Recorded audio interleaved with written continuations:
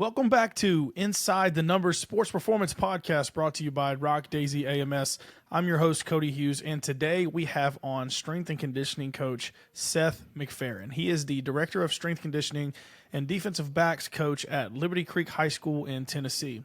I've been wanting to talk to Coach McFerrin for quite some time now, as I've seen his stuff on social media and his unbelievable facility that he has up at Liberty Creek, which is a combination of an indoor and a weight room, and seeing how he has an unbelievable space to do great work. We dive into a lot of things here, and this is one of the best conversations I've had in a while. Just talking training, bouncing off some things on how we use VBT, how Seth uses his in-season program, and even throws in some suggestions of how even in-season he does accessories first before his main movements. It's a really good conversation. Hope you guys get a lot of value in it, and I will see you on the inside.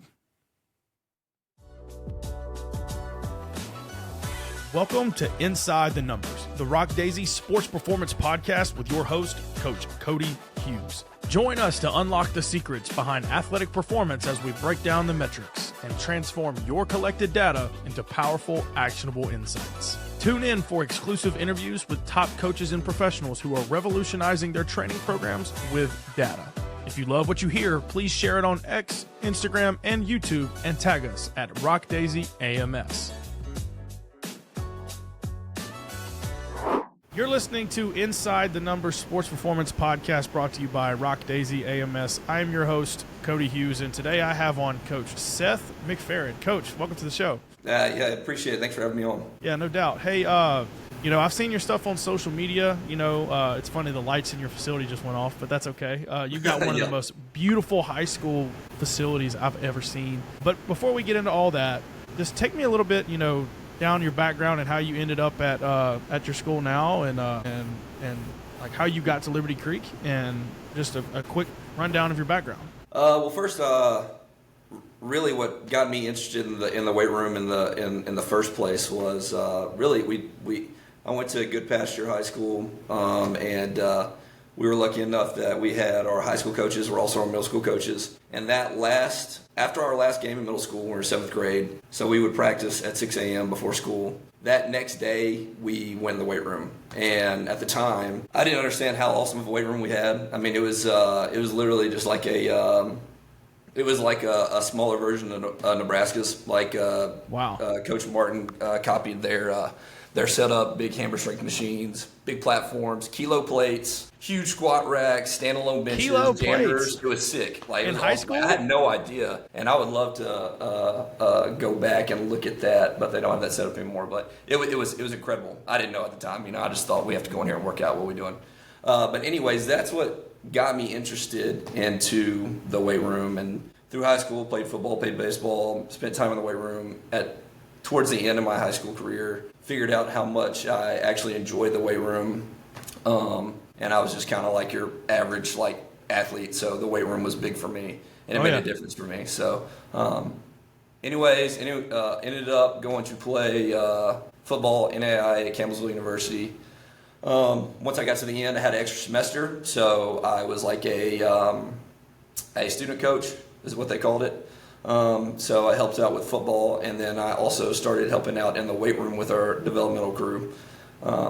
And then I was like, wow, this is awesome. And after that, I was going into education. So, and it was just like a football coach. So I ended up at Beach High School, and I still love the weight room. And then, I realized one of the coaches has to run the weight room. So I was like, that's something I'm interested in. And our head coach was doing it at the time, and he was like, hey, he's like, I want to take this off my plate. He said, let's get you certified. So I was like, okay, what's that mean? So I had no idea. I didn't even know what a strength coach really was, because from middle school and through college, there was just a different coach in there, running the workout, essentially. So anyways, figure about the NSCA, the CSCS, I study, I get it, and then of course when I get that, I think I know something, and it's funny because I didn't know anything, but I had the CSCS. So, but anyways, it did help me, but I quickly learned it doesn't stop there, and how much I thought I knew then, I think I even know less now, even though I know more at the time. I don't know if that makes sense, but of course, oh yeah. I was at Beach High School for a little bit, and then this new school opened up, Liberty Creek High School. and our defensive coordinator was the head coach, and he asked me to come with him, and then that's where I ended up here. So Sweet. Well, was this facility built whenever you came on? No, sir. So they showed me they showed me what it was going to be like, which was obviously impressive. You know, I even thought like I would have a say-so in some of the equipment and how we're going to set it up, and that would have been the biggest mistake. William Strength set this all up, and they did an incredible job. Every inch of this space is great for the athletes, and how they set it up, I would never figured out how they do it. So, like, we got 10 platforms, we got 10 full racks, and then 10 half racks behind it, 30 barbells, and then we also got kettlebells, dumbbells, some other toys and stuff like that. But for, you know, the amount of athletes that we have in here and all the space that we have in here, all the outdoor sports are in this facility, the other coaches and ourselves do a great job of managing that. They schedule it. They schedule the turf. They schedule racks. They schedule times. And we just make it work. I mean, in the spring when we're in off season with football, so I coach football as well. Gotcha. Like if you look at my job in Sumner County, it's a PE teacher. But I coach football and I do the strength conditioning, and I get to do strength conditioning with other teams as well. But like if you come in the off season, there's all of football. Baseball can be hit in the cage. Softball can be taking ground balls. We got a softball field and a baseball field built into the turf. Yeah. And then you can have the soccer boys working out on the racks at the end, and like we're all managing it, and it's been really good. Yeah, that's awesome, man. I mean, I get really jealous looking at all your social media, just from like, man, the amount of things you can get done. Space is not a problem, you know, especially for coaches that are now prioritizing things like sprinting, you know, Yes. and speed development and having space to do so. Now you never have to worry about weather, you know, when it comes to making sure we can get sprinting in, or you don't have to worry about going out to a field that you're worried about destroying, you know, because that's like my problem here. It's like, yeah, we've got some field access, but in order to keep it in good condition, if we're on it all the time, it's never going to get back to where it needs to go. Especially if it's you the try to football move the drills practice. and stuff, but Especially for like agility drills and stuff, the turf's going to get, you know, the grass is going to get ripped up, and then the travel times and such. So, you know, big kudos to your school, you know, system for prioritizing. Now, did I hear you say Sumner County? Sumner County, yes. So it's a county school, and you guys got that facility? That is correct. So that's interesting because in Alabama, that's really interesting. Like in Alabama, county schools, do it for one, you kind of have to do it for all. I think that's going to be the the end situation. goal. I think it's going to be the end goal for sure. Okay. There's other schools in the county that have an indoor. Okay. For a long time. Yeah. But I mean, they just did it right. So that when they built this school, they wanted to do it right, and I feel like everybody is going to have something like this at some point, just because, like you said, it's a county school, and it's good. It's good for the athletes. I mean, it's an incredible source for them to have, and so it is a county school. But yeah, got it. So you coach football. What position do you coach? I work with defensive backs. Gotcha. So DB's coach, and then do you train teams during the day? I'm curious to what like your schedule setup is, because this really got my wheels turning. Because every high school has such a huge schedule, you know. So do you work with classes throughout the day, before, after school, in the off season? Give me some of that. So all those. Ideally, the goal is for me to get the sports throughout the day. The problem is right now we have fourth block athletics. So if you play girls soccer, which fourth block is our last block, they have strength conditioning, but they may be practicing. You know what I'm saying? That's like their whole sports block, like for all of them. That's their sports block. That's correct. But and everybody wants fourth, so it's hard to manage all that. So how we work around that is in the summer I'm obviously free, so I get to work with the sports that want me to work with them, and they require their athletes to come in. And how we do that, like I get to be really hands-on with football, obviously, and then the girls soccer. So on Tuesdays and Thursdays, so they play in the fall as well. I don't know how they do it in Alabama, but it's the spring in Alabama. But I know that fall soccer it's Georgia and Tennessee. But you know, it's in season during the fall for soccer. I still get to work with them in season because when offense watches film, like how our stuff is set up, And we lift Monday, Wednesday, Friday with football. Tuesday, Thursday, I get girls soccer for about 35, 40 minutes. Nice. So I get to train them. With other sports, like, for example, basketball, they were going 4 days a week. On Tuesdays and Thursdays, I can help them out too because I'll have 2 groups in there. And I program for them, but I'm always not hands-on with them. So how we do that is I'll make the program, and then we have a big screen in our indoor where we have essentially like the exercises on the video, and they're going through a loop. So they get to see the exercises, how they're done. Before they start each block, I go over each one and try to cue them and get them to do it the right way. And it's not ideal. Like, I would love to work with each sport individually, but it's just not set up that way just yet.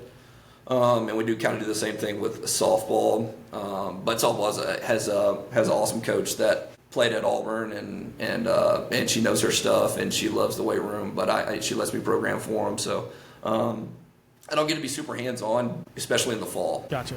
Do you have football guys first block too? So we do. So I have them fourth block, and we also have a block that is a skinny block for like RTI. So kids that need help with extra classes will go.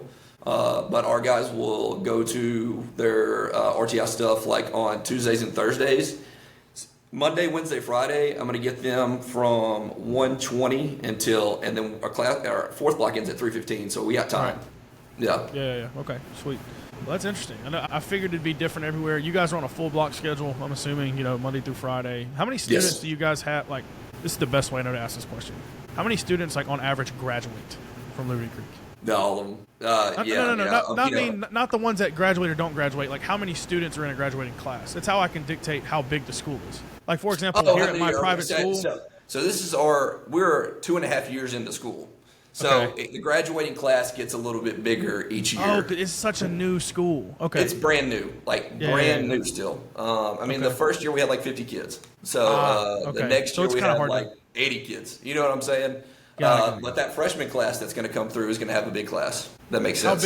How big around? Because you think that'll be kind of what full looks like? Yeah. So originally we were going to end up having a little bit more than we thought. But right now, I think we're around 900. Okay. I actually think we're going to go drop back down because of how the county's lines are. But I think right now we're at 900 kids. 900 total. Yeah. Got it. So that's the reason why I ask is I don't always like to ask like what classification do you play in, because like Tennessee, Alabama, Georgia, Minnesota, whoever, I'm like, okay, we're 4A, and I'm like, okay, 4A in Alabama versus 4A in Texas is like not even close to the same ballpark. Kids, yeah. So it's like we're a really small school. We graduate between 70 and 80 kids a year. Like that's our graduating class size. It's pretty small. So I know your challenges are a lot different when you got a bigger school. What's the most kids you'll have training in that facility at once? You mean like sport or speed training or lifting just or in general? Like if you're running a session with think like ratio. Like for example, in my weight room, we've got 12 racks. We try to keep it to 36 a session to keep 3 to a rack, but sometimes we push it to 48 to have 4 to a rack. But I have a much different scenario than yours is. You got more space. Mm-hmm. So and I'm not necessarily talking about if baseball's in there hitting in a cage. Like I'm talking about they're training with you. I have a pretty big group. For example, this summer with the incoming guys and what we had over 100 at a time. Wow. Just right over 100. And, it can still be kind of challenging just because there's so many bodies and you got to have so many eyes. And, luckily in the summer it's just not just me. Now there's time in the fall, in the off season. For example, our first year. Now freshmen don't always have fourth block with us, but they did that first year. Yeah. So we'd have like 60 kids or so. So there was 4 guys on staff: me, Coach Alexander, the head coach, Lou Alexander, Coach Bourne. 5, and Coach Dickerson. Coach Dickerson did track and field, so he'd be busy during fourth block. Coach Barnett did wrestling, so he'd be busy during fourth block. Coach Lou Alexander may have coach softball as well, so he may be busy during fourth block. Coach A may have a meeting with a college coach or whoever, so then it comes down. Then it's just me. But I love the environment. The more room, the more people, the louder the music. I enjoy it. So it's not It can be stressful, obviously, but it doesn't. It's not like something I frown upon. So is this facility standalone, or is it like connected to the school or pretty close? It's standalone. Okay. It's probably, I don't know, 300, 400 yards away from the school. Gotcha. So you've got that facility, the turf, the weight room. What else is in that facility as far as like, is there offices, locker rooms, things of that nature? I wish I would have got my phone and just walked you around. Anyways, it's like okay. I said, this is another thing that just somebody that knew what they were doing did a great job building the facility. So hold on. Yeah, there we go. Now we can actually see it from up top. Yeah. The only problem is in 10 minutes of golf again. That's fine. Hey, I get it. You got to conserve that energy. Yeah, we're good. Over here, okay, is all football on this side. So we have a freshman locker room down by the weights. We have the varsity JV locker room on the other corner. In between is the equipment room that has our washers, dryers, any extra stuff, any football stuff, any extra equipment for the weight room. Gets stored in there with the jerseys. We have sliding lockers. Yep. So everything compacts, and then you unroll it to get what you need, and it really makes the space look good. On the other side is all the other outdoor sports. This corner is softball. Beside them is baseball. Then we got soccer has 2 locker rooms, and then on the end we got like cross country, track and field. So ideally, all the outdoor sports come here to meet. They have a locker room. They got showers, bathroom, whatever. Right. On these walls here, we have an office in the corner. We got 2 meeting rooms downstairs, and then we got 3 offices up here. And then we have a kitchen, and we actually have like a patio that looks over the stadium that you can come out and watch the game for like people rent it out. It's kind of cool. So yeah, that's awesome, man. Like it's really refreshing to hear. Like whenever I asked you about this facility being built and you looked at me and said, I'm so glad whoever built this because they knew what they were doing. You know how often I hear the opposite of like some admin or somebody higher up that's never had to schedule anything, decided that they were going to control the facility design, and it made a headache for everybody even though it wanted it to be nice. That is just refreshing to hear. Yeah, well, I mean, it's just to be honest, somebody did a really good job. I wish I could give some names, but sure, yeah. We love it, so.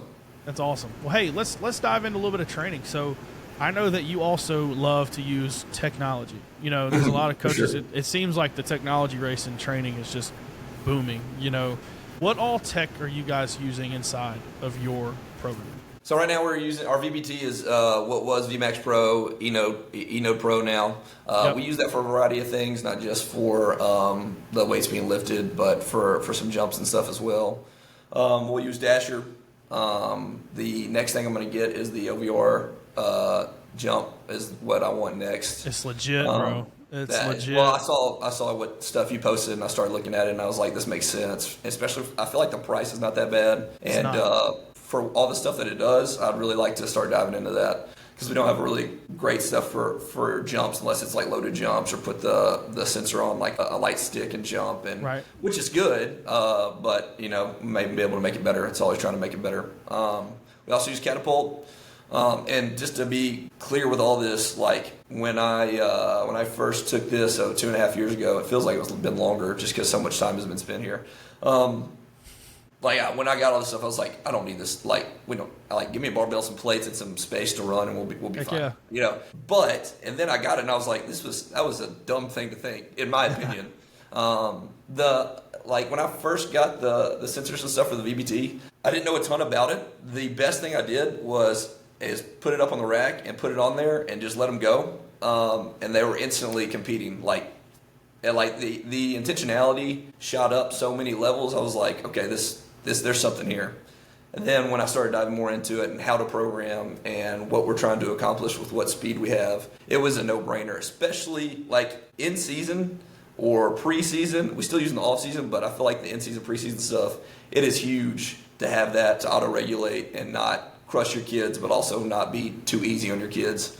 Okay. Well, hey, let's dive into that a little bit. I want to stop there. No, that's fine because I love that, and I want to talk about like that in-season approach. I mean, football season is, I mean, it's getting close to the end for a lot of people. You guys still playing? Or you guys? Yeah, we're in the playoffs right now. Yeah. Heck yeah, brother! Love to hear it. Yeah, that's thanks. awesome. When you're playing in November, man, the grass is November football brown. can't You're playing good ball. Yes, sir. But so talk about like your in-season approach with the VBT, and you mentioned auto-regulating, make sure you're not crushing. What is your approach for your high snap guys? Because now that you got Catapult, I'm sure you're able to kind of categorize guys. So let's take it, guys that are like your main contributors, and then maybe your JV or your developmental group. How does VBT aid in your programming for let's start with your high snap guys? So for our high snap guys, we try to keep an extra eye on them, and we try to put a governor on them, even though that our high snap guys are like our guys that want to kill it in the weight room usually. Of course, yeah. We got a kid that is our running back, and he played free safety as well, and he was on every special team. And this is the other thing about Catapult, because I didn't know anything about that. Again, my hard-headedness last offseason, Coach A wanted to get Catapult, and I was like, well, I don't know what to do with it. And then he figured it out quick, like it was just silly not to try to use that. But you look at his collision, like his high-impact collisions in the game, it's double, if not more, than any of the next guys. Gotcha. It's like, okay, hold on. Like, so maybe we do our best to spot play him on defense. Maybe we do our best to take him off the special teams as much as possible and try to lower those collisions for him, because he's going to get beat up. So when it comes to our high snap guys, our training, like our big compound lifts or whatever, are very, very low volume. So as long as they're moving well and they're hitting their speeds, I really don't do a ton different unless I need to regress because somebody's banged up their wrist or whatever, Sure. and we use a different exercise. I could probably do better at that. But I have not individualized our high snap guys from our developmental guys as much. Okay. Yeah, Naturally our developmental guys, when I say that is just the guys that are not playing very much, they are able to go a little bit harder in the weight room because they ain't getting as many snaps. Like they'll be hitting PRs in season, but they're not as taxed. Yeah, I mean, I can see where that's pretty difficult. This is my first go around with like having a really good system with my basketball guys. Mm-hmm. So like we're rolling into in season now, and I just like rolled out the in season plan. We tip it off literally tonight, where I'm like, all right, my low minute guys, the program is not different, but I'm trying this. Let's see if it works. Like I'm gonna tag like one high volume set at the end of their primary. So like say Sure. We're like squatting, and we've got 4x3 as our working set, for that week, and let's say the percentage is somewhere around like 75% or whatever, because like call that a technical week, where Mm-hmm. week one we're just trying to get introduced base load, but with 75% I feel pretty good that our guys can push that for 8. So we're gonna hit like almost like a metabolic and hypertrophy push for some of our low guys, but our in-season guys just don't do that extra set. And I wonder if that's an easy way to kind of give those guys a little extra volume, and then maybe Sure. add a set of accessories, or cut the volume in half for accessories for the. So I'm trying that. I'm really curious to see how that ends up for us, and if we can get see our guys improve at all in strength and things of that nature. So I'm giving that a go. So let's see if that works. I can see how tough that can be, though, especially with a large team like football. It can be difficult to really individualize without having certain things. But having VBT, let me ask you this. Do you program, like a lot of coaches do a hybrid model with like, all right, we're going to get close with percentages and then I give you a speed range, or some coaches like Enode especially, like, Mark Hoover told me when he was rolling with Enode that because Enode has such a good way of suggesting loads based off of what you want, you almost don't even need to do that. So I'm curious how you implement that. So Enode's awesome, by the way, and Mark is probably happy that I'm not calling him every other day. You probably got tired of me. I use percentages to get us to the working sets, and then we use the VBT. I give them a range. Yesterday we were doing clean pulls, and it was 0.9 to 0.1, or block clean pulls. But anyways, it's 0.9 to 0.1. And then what I did was still, which you shared probably a month ago, of what to add on the speed. Yeah. So like if it's 0.10, you add 10 pounds. 0.20, you add 20 pounds. And it's been almost perfect every time, especially in squat. It's been perfect in squat. Man, you know, It's crazy how that works out. Like, I was so like dumbfounded when I started looking at the data of like, it can't be this easy. Like plus 10, add 10. Like I was like, it can't be that simple. But for the most part, for strength lifts, it is. Now, we don't Olympic lift. You guys do. So what have you seen in the difference using it with the Olympic lifts? Like, is there some nuance in there with the VBT? Yes, very much so. Because I didn't realize it until I got we went to Alabama Clinic and Coach Blue gave some stuff out when he was there. He gave out some sheets. When? It was this at Prattville High School? Year and a half ago. No, it was at Alabama. Oh, okay. You went to Alabama. I was about to say, 'cause yeah. I heard Blue speak. I was like, were we at the same clinic and didn't know? Okay, I was just making sure. That one. But so, for example, and I keep these sheets all the time. So he's got these sheets right here for max predictors for strength exercises. You can see like up here, I've got. You can't. It's all blurred out, but like up here, I've got the same. I know exactly. And then you got the one for hang clean, and he's got one for hang shrug. And so I try to take the ones that are the Olympic lift variations and go from there. But the first time this first time you do anything is probably not very successful. But I'm trying to develop a way that I can use that VBT for the Olympic lifts as well. But it does not correlate the same as, like, this is probably the best sheet I got just for in general. Yeah. This is another one that you got target zones for specific goals of the exercise. And it breaks it down: speed, strength, speed, accelerative strength, absolute strength. I'm sure everybody's seen that one if they've had VBT. Sure. But no, it doesn't. It is that one's kind of tough. So, like for example, like when we were cleaning earlier in season, I didn't use the VBT for that. I just used it for squat mainly. How is it for bench for you? So bench to me is a little bit slower than squat. So like, for example, when I heard Blue speak back at the Alabama State Clinic, and he was talking to us about it, you know, he told us like peak power happens at 0.9 meters per second mean velocity for the most part. Like that's where peak power happens. And I was like, okay. Well, I ran like basically just collected VBT when I first got it for 90 days. I saw that, yeah. Exported the data, and I'd look at, all right, what's the top 20 peak power outputs, and then just ran it concurrently with, all right, what were those mean velocities? And the average was like 0.897. I was like, holy cow. So talking squat, right? But now that I've been doing this for almost 2.5, 3 years, I've found that peak power on bench press actually happens at 0.8. Now, it makes sense why. So whenever I start thinking about power, in order to develop power, you need distance. Okay, so that's why that's another also why I was glad, because you know my stance on Olympic lifting, and that's fine. But like, you know, I'm not a huge fan of it. But like, for example, somebody wants to use the argument of the trap bar jump creates more power than the clean. I'm like, well, yeah. Look how much difference in the distance that it's being moved. Mm-hmm. It's an apples to orange comparison, actually. Like when you actually look at it, like the trap bar jump is moving so much more distance. The clean is actually producing power in less distance under a much higher rate of force development. Does that make sense? So I was like, okay. Sure.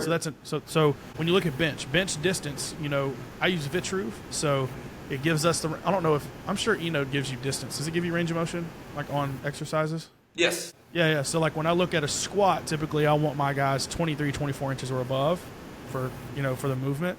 But sure. On bench, it's like 18 inches, 17 inches. So I was like, okay, your peak power is going to happen a little bit slower because the distance is lower. So when it comes to bench press and squat, you can get a 1RM, so something really heavy, a little bit slower on bench, right? And on squat, guys are going to fail unless they're really skilled, right? You got a guy that can hit like a sub 0.20, like single. I don't never see that. You don't really see it, but guys that are real, like that's like high level lifters. You'll probably see that at the college level, and guys that are really strong, you'll see that. But same thing with like, you know, but I can get like a 0.18, 0.20 on a bench press because it's a little bit, the distance isn't as far to complete. So very similar in numbers, but I've noticed like as far as the peak power numbers go, it's about 0.10 slower than squat. That's what I always struggled with when it came to using it for bench, because I'm trying to use the same strength exercises sheet that I was using for squat, which has been money for squat, and then the bench, and I would try to use it on myself, try to figure out like, and I'm moving this bar, and I'm like, why is it not faster? Like, I don't understand. Sure. But when you put it into the distance traveled and stuff, it makes more sense. Yeah, and you start to realize every exercise kind of has its own scale, and then I try to, you know, you start with one scale and then kind of figure it out as you go. Mm-hmm. Like even like if you do it for a heavy deadlift, like we sumo deadlifted and was using VBT. Even slower. I mean, like you try to get a guy to push like 1.0 on a sumo deadlift is almost not going to happen. Like just because the distance is so short, or like a heavy, like maybe like a quarter squat, pin squat, Anderson squat, something along those lines. Velocity's never going to be high. It took me. You would think like when you think about it, it's like, oh, that's common sense, but it's not till you do it. Like I had to do it to figure it out. I'm like, I'm trying to go. At one point last year, I was like, we're trying to peak for, towards the end of the year in basketball, trying to hit some Anderson squats at high velocities. But I was like, no, like the shortened range of motion allows you to lift really high loads, but you're not really going to be able to move it that fast because, you're not moving it very far. You're moving it 12 inches, like whatever that is, 12-inch squat or, movement of displacement. So it's like I had a coach explain it to me, like if you're going to punch somebody and just move back 12 inches and that's all you had, like you can only get so strong, right? If you want to be able to produce more force, you've got to increase the distance. And I was like, okay, makes sense. And that also goes back to Baloo's same talk that I'm sure you heard about, like trying to increase the ability, the very specific ability to produce force within ranges of motion or time constraints based off of like what they're asked of them in the game. Like whenever he talked about he knew the time from ball snap to pad pop on the interior line and then tried to move their elite form rate of force development kind of close to that same time frame. A lot of light bulbs went off for me, when I heard that as far as like usable force. So, but I love it, man. It's I don't think I would hate to train without it now. I mean, I'll say the same thing though. Like you ain't worth your salt if you can't get results without tech. I mean, that's number one. But but having it has been so useful. How are you using it as far as like your auto regulation? Like what's besides like the adding, like the add weight on a set average or whatever, kind of like what I've done, what you said I posted. I'm curious if there's anything else. Like, is there a time where you may take weight off? Some coaches may say, no, we don't take weight off because that's just, we're not really, there are moments where I literally say as far as to take the weight off, it's not time for that, maybe in an off-season period. Or it's not always, the rules aren't always in play, so I was curious if there was any other rules or like, flows you've created off of that. So yeah, we will take weight off, especially in season. Like I try to set up for success though. Like in the off season, we have I work off a true 1 rep max or a projected 1 rep max for the from the E-node. Like I got that from Coach Gracio, I guess. Put on 90%, nail it, and then take the AI and tell them what your max is. So and talk about saving time. You can just work out. Do a single at 90, and you don't waste any time. Like, okay, you're this strong. All right, let's just move on. Instead of taking 30 minutes, missing 1 rep max and you whatever. Find that to be pretty accurate? With so the guys that did a back squat without coming on their toes and popping it up at the top was accurate. The guys that accelerated through, which I wanted to accelerate, but they kind of get one of these. It was wrong, and that was something I had to learn. I was like, you guys, I want you to control on the way down, explosive on the way up, but do not let the bar come off your back. When the guys did it with correct form and did not cheat the system, it was pretty good. And I've the only time I've really done that was we were in it was last year. We just got out of we lost in the quarterfinals. That was our first year being in a region. When we went to the quarterfinals, got beat, and we had a few weeks off, and then I wanted to just have something ready for January when we got back, just to have some numbers. So I kind of guided them on what they should use to get an estimated 1 rep max, so we can get ready to go when we get back. And it was pretty good, except just a handful of guys where it was a little bit off, and I had to change it. Yeah, I got you. I run into the same issue. To answer your question, yeah. So in season especially, we'll take weight off. If it's not moving like we want it to, and they can always work back up. But again, I try to set them up for success. We'll use in season. We'll back their max off a little bit, and then very rarely, especially on squat, have we ever had to take weight off of their working sets. Like it's been pretty good, and sometimes it's a little fast. Which when you're wanting to do your strength work, you want it to be a little bit closer to it. You don't want it to be too light. But I'd rather be safe than sorry on some of that. Also, we've used cutoff sets. Have you ever used that? I've dabbled in it a little bit. For your example, you talked about your basketball guys getting an extra set, your developmental guys, they're going to 75%. Talk about 8 reps. trying to leave 2 reps in the tank, ideally. Trying to set a speed at a percentage and let them go till they drop underneath. So if you set it at 0.5, they go until they hit 0.49 and they're done with the set. Yeah. I love that. You know, because right now I've just told our guys, like, all right, it's a little bit of mentality push too. Like, hey, Sure. you got to get 10. You know, like, and maybe there's another way to do it too. Is that like, all right, we push to get, all right, you got to get 10 reps and you got to stay above 5.0. All right, well, let's say you get 7. All right, but now you just cluster it, right? You got 3 reps left. You got to come back and then hit 3. And you ought to be able to get your volume, but it's still in the stimulus you want. That's a good idea right there. I like that. Yeah, I love that. That's good. Yeah, good stuff. And I was gonna ask you if you ever messed around with that, like, because we'll have some like early on we'll use like 5-3-1, and like I was wondering if you ever used VBT to answer when you're done with that set instead of like going to a complete technical failure or whatever. Yeah, 100%. I've actually have done that because I love the 5-3-1 or a plus set or a money set or whatever coaches call it to push volume. And most of the time I have those cutoffs based off of exercise, and most of the time it's either squat or bench. So like for squat, typically we'll cut you off under 4.0. Like, and then like for bench 3.5. That's what I use because it gets to the point where I know I'm about 1 reps in reserve once I hit that point, typically. Because that was my question. So you look at the sheets that we got over here, and you got it too. Like if you're, let's see if I can look at this real quick for strength exercises. Yeah. So like 75% says 0.56, right? Yeah. So you don't want to set it at 0.56 because that's like a 1 rep, right? Right. So if you're doing multiple reps, you've already answered the question. So even on all of your cutoff sets, your 5-3-1, it's just 0.4 on squat, 0.35 on bench, right? Think of like your minimum velocity threshold of where the kid's going to get close to failure. Like we just talked about, if a really experienced lifter can lift something at 0.20 that we rarely see at the high school level. Like I don't even care where the first reps are. Like if we're going to go until that, because as we understand, unless the lifter's any experience at all, fatigue is just going to slowly drop down if you look at the way the fatigue is going to happen. It's going to look like this with a kid that's never lifted before because their technique is off, their balance is off, their motor control is off, synchronization is off. But for your guys, once fatigue starts, it's going to drop, right? And you want them to hold it as long as they can. Typically, all right, on a mean velocity set, where does failure typically happen?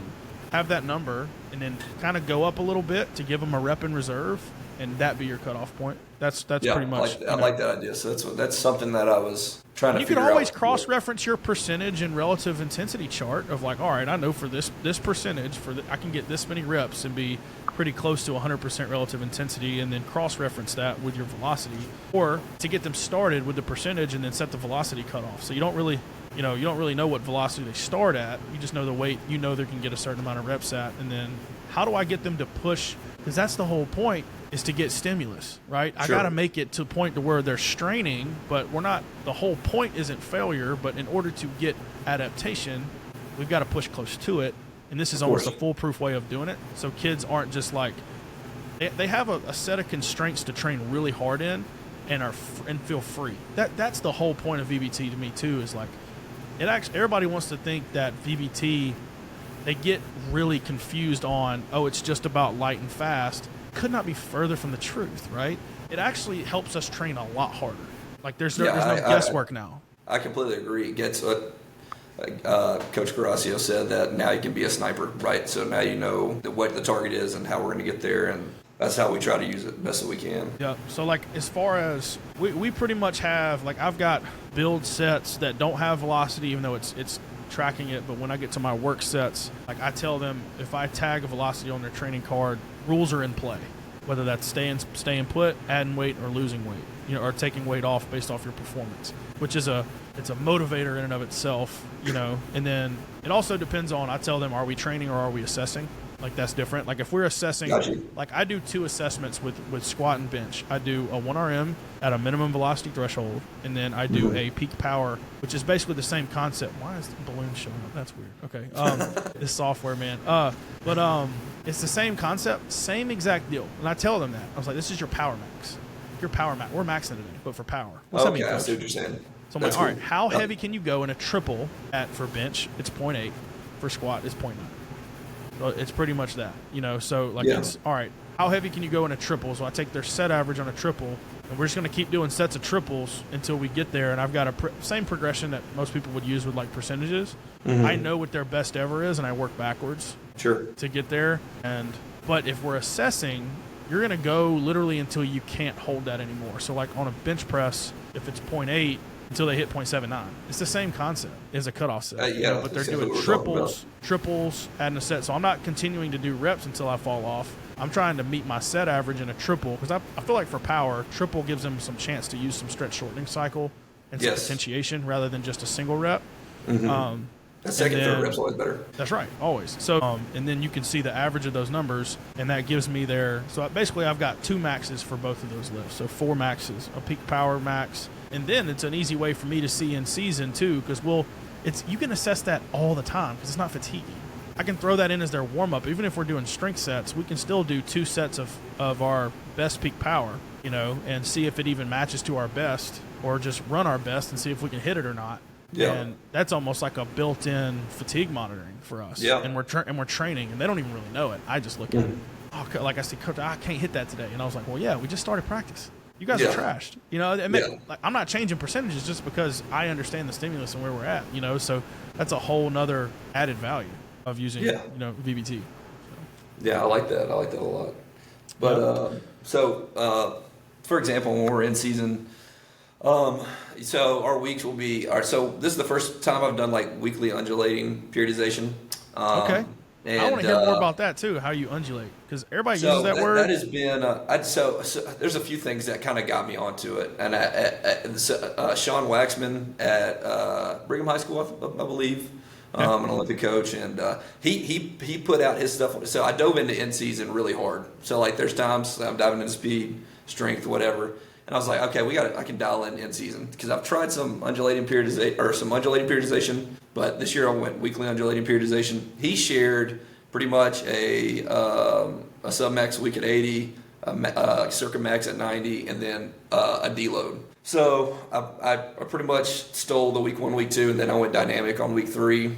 Yep. And then we ran through that a couple of times, had a deload, and then we're running it back now. So how we did that was pretty much we're trying to work up to 80 or 80 plus, depending on the VBT, for triples on week 1. And then we split up our 3-day workout. The idea is that Monday strength, Wednesday strength speed, and Friday would be speed strength. That's just kind of that's the idea of it. So that would be like a game day for football, like your speed strength would be a game day. It's a game day workout, and I can talk about that too.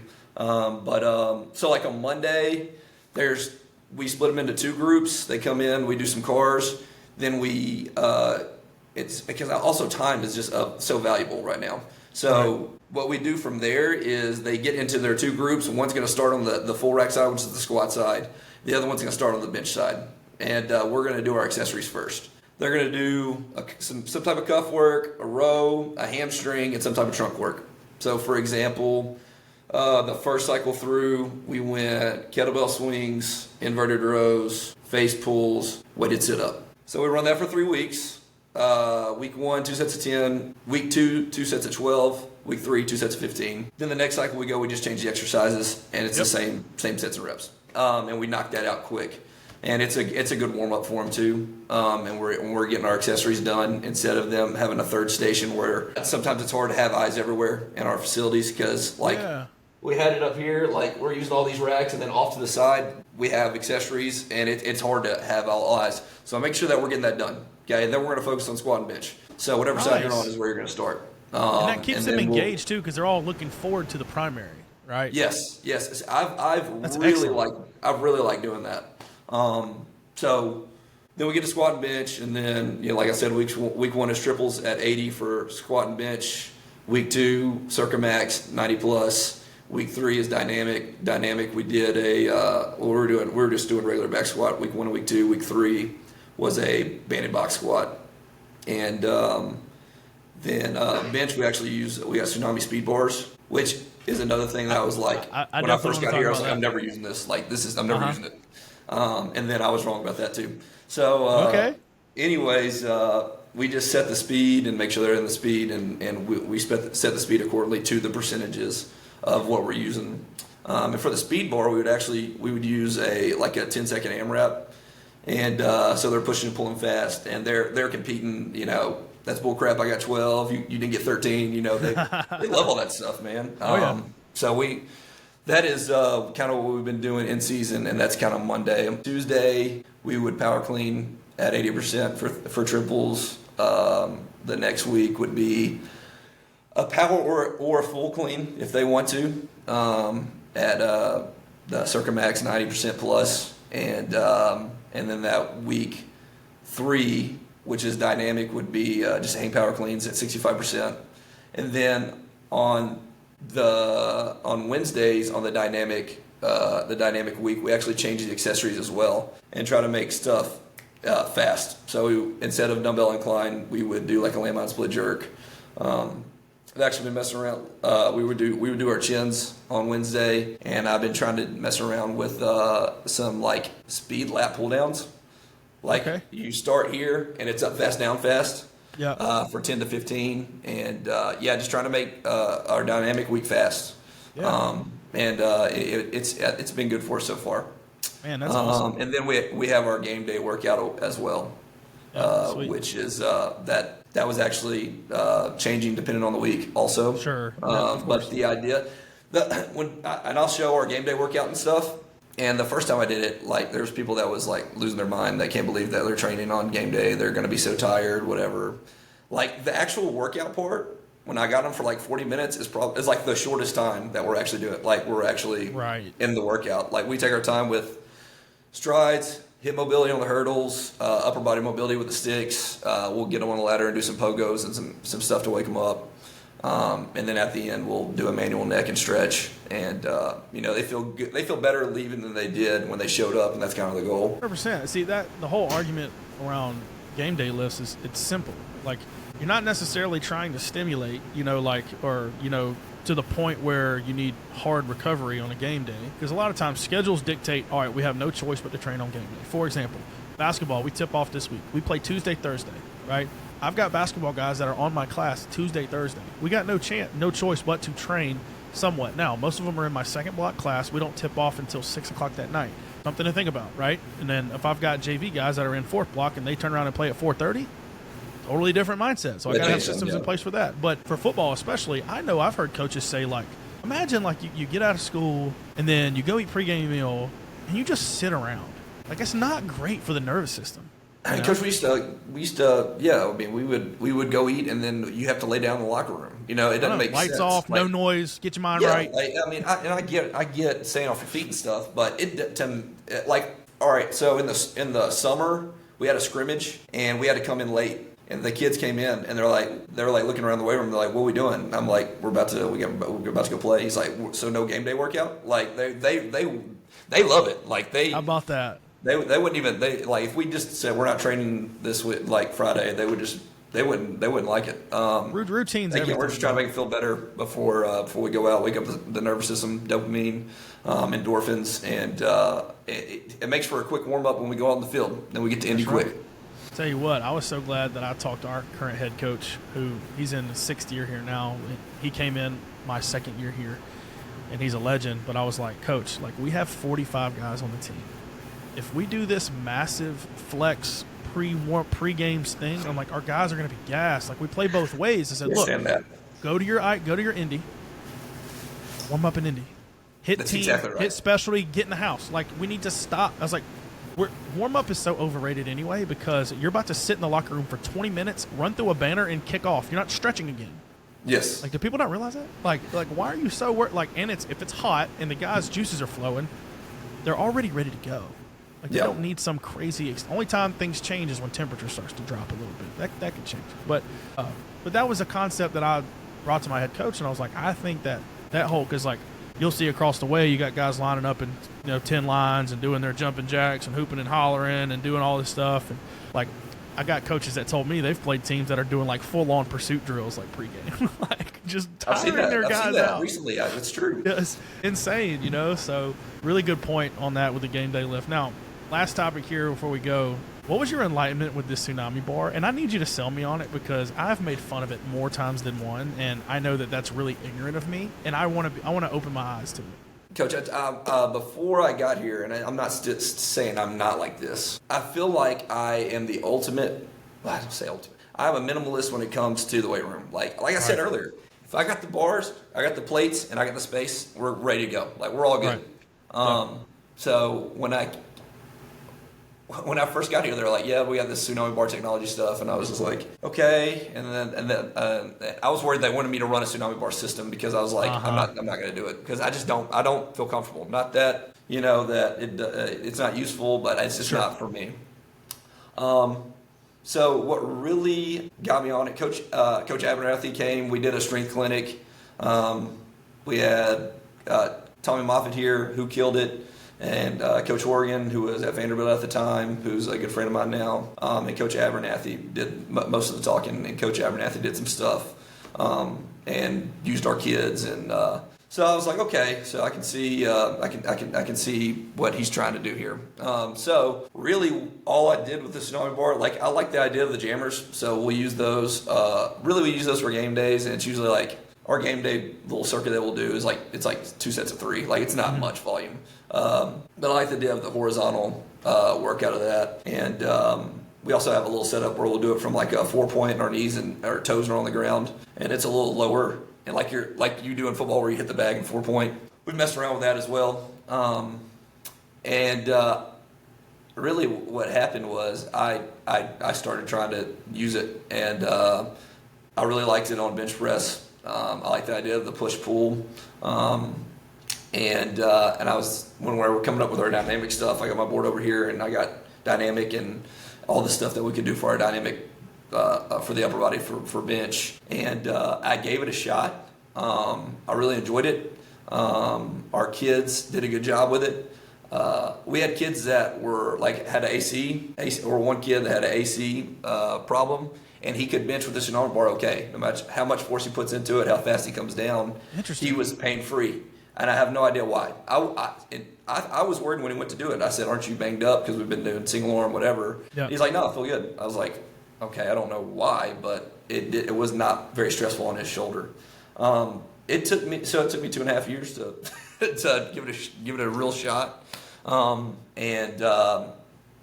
we go to our regular bench, we're hitting our numbers, we're hitting our speeds. So I just gave it a shot, to be honest with you. Sure. Yeah. I mean, I've tried not to be so dogmatic myself, about things like that. But when you think about the principles of it, of one, like the stability that has to happen, and the firing of the stability muscles and all that, that looks like that's apparent. I've never had it in my hands either, so that's another thing. I've never done it myself. So yeah, the stability thing is tough. So if you watch the first time that they do it. And I learned that from Coach Abernathy, who was here. Like the first 2 or 3 reps, you're just getting that oscillation. Like you cannot put full force into the bar. Right. So the first time they do it, they sling up, they come off the bench, and I'm like, I'm throwing these away.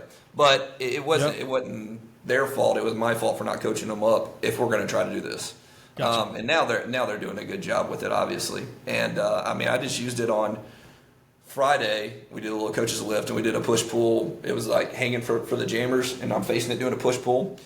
My back was toast all week. It was hitting some muscles that those smaller muscle stabilizers you just talked about that, and I'm not used to training. So there's something there. We put a lot of focus on the meat and potatoes, though, to be honest with you. Like our RFD is going to be like Olympic lifts, our force production is going to be our power lifts, and our accessories are going to be hypertrophy, mobility, whatever we need help with. Yeah, and you just sprinkle that Tsunami in there. It's just like icing on the cake. Yeah. It's just a supplemental thing that adds. That's right, yeah. Yeah, I the more I think about it, I don't know how much, having to try to invest into the whole system, that to me it seems a little cult-like. I'm not going to lie. Same way as anything, to be honest. I mean, there's a lot of, sprint-based, Tony Holler cultisms, because you love Tony to death, but some people will literally bring tiki torches, and pitchforks like Olympic at you. Lifting too. Olympic lifts. Yeah, that's right. I've tried to be not as dogmatic about that anymore either, even though I still fully believe that. That I'm just not going to do it. But I can understand now. Like whenever I actually had a buddy of mine, Will Rattel. If you guys don't follow Will on Instagram, I was going to bring him up, but go ahead. Yeah. Yeah, so Will invited me to debate on YouTube. Just straight up me and him on the Olympic lifts. And if you guys haven't seen it, go to YouTube and just type in Will Rattel and find my name. And Austin Yoakum moderated it. And he gave me a perspective that I've never seen before, which is just global stimulus to the organism. And I thought, I don't have an answer for that. And he was like, for all you guys that are big on slow cooking, there's an infinite runway when it comes to the Olympic lifts. Literally infinite. You're never going to run out of ways to change variation that are going to create a global stimulus on an organism that's going to help them be only a better athlete. And I thought, if somebody was going to use that justification for it, I'm all for it. Like, I'm cool with it. For it being some type of golden elixir of athleticism, that's a different, argument. But, of course, I completely agree with that. Like, just because your clean numbers go up, isn't going to make you better at baseball or whatever. Sure. But he does it better. He talks about it better than anybody. He's so passionate. He's intelligent, obviously. And any sport I talked about, like sports I work directly, and then some I don't get as much time. None of those kids Olympic lift. So only you can't Olympic really lift. coach them directly. I would be a little hindered to want to just throw them in there if I can't be on the floor with them coaching it. It's exactly. So like the girls soccer team, and we talked about training on game day. They play on Tuesday, Thursday. That's when we have film. They train on Tuesday, Thursday. Yep. And they don't have weekly undulation. They do a concurrent plan, but sure. But they do Olympic lift. When I say Olympic lift, they clean and push press. They've done a little bit of single arm snatch, but we didn't do a ton of that in season. Sure. But any team that I'm not working directly with all the time, I don't do it. It's not worth it. Sure. And then you talked about slow cooking as well. Sorry, I'm not trying to hold you up. You got to go to class. No, you're good, man. You're okay. Good. We're lucky enough to get the 8th graders in the spring, like early on, and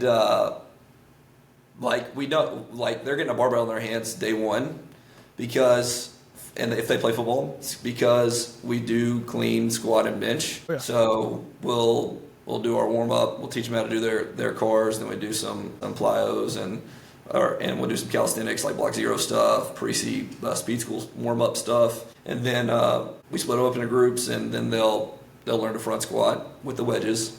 They'll learn to bench press, and then they'll do a clean on day one, and with our progression that we use. Yeah. And you'll be surprised how fast they pick it up. And when they learn it in 8th grade, if they learn it in 8th grade, they know how to do it. Yep. And we also get a lot of time too. Like I said, in the off season, 120 to 315, a lot of time. Okay? 5 days a week. 3 days a week. Oh, 3 days. Okay, but hold on. I want to do that math. So you said 115. 120 to 315. Okay, so 120, 315. That's what? Almost 2 hours. Hour and 55. Let's do it. Yeah. Yeah. So 60 plus 50. So that's 115 minutes times 3. I mean, that's 345 minutes a week. You got so time. I usually say if you've got over close to 3 hours, right? If you got close to that 350 minute mark, hard for me to say you can't do it. Because I think that you now have the time, and you've got space where you cut down on transition time from dynamic warm up, speed, rotations. Your unique logistics allows you to do all of that very effectively. And then we'll integrate the weight room part and the turf part. We'll do some overcoming isometrics at an angle into the rack, do a sled push into a sprint. We get to use that with the turf in our athletic part before we get to the weight room. And that's super fun. If you this setup, I'm sure there might be something better, but I don't know what it would be. Well, hey, what part of Tennessee are you in?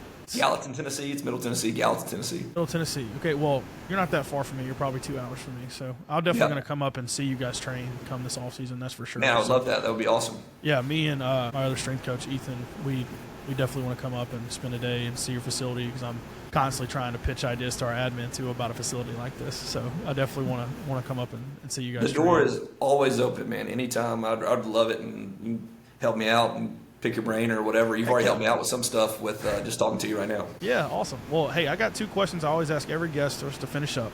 The first one is, what is something you've made a full 180 change over the time of your career? Where to start? If there is one. There's 100. Well, I talked about it earlier. So the technology and thinking a little bit outside of the box. That's right. To help the athletes the best that I possibly can, instead of just worrying how much they clean, squat, and bench.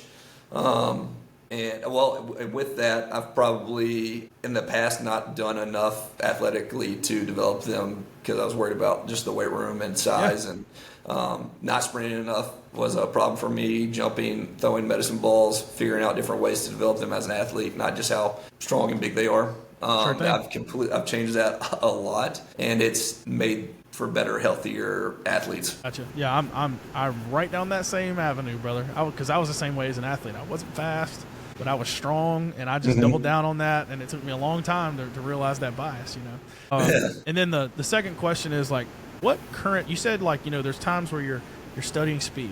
You really dove hard into in-season. What's the next rabbit hole for you that you want to dive down?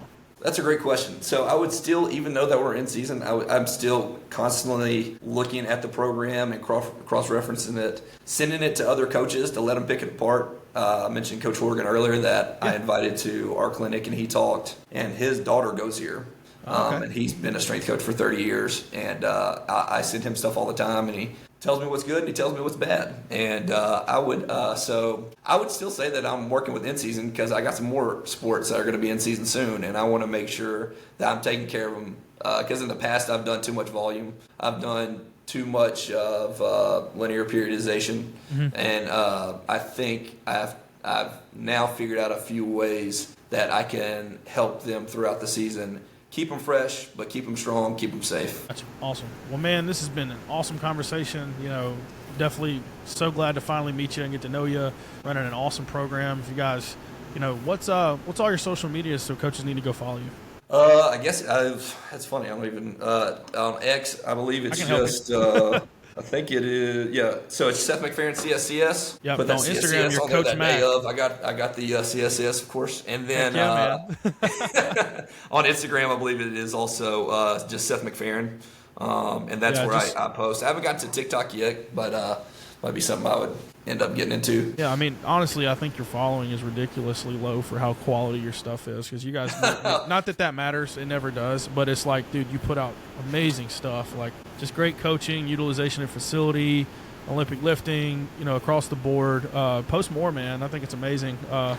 And obviously, if you're open that, if people have a question from this podcast, for them to just shoot you a DM, maybe an email. Yeah, absolutely. Anytime. This is what I tell the kids too. If I don't know the answer, I'll try to figure out the answer, or I'm be honest with anybody. So, anytime you got a question, feel free for anything. Awesome. Well, thanks so much, Coach. I appreciate you coming on. Yeah, nice to meet you. I appreciate you having me. Thanks.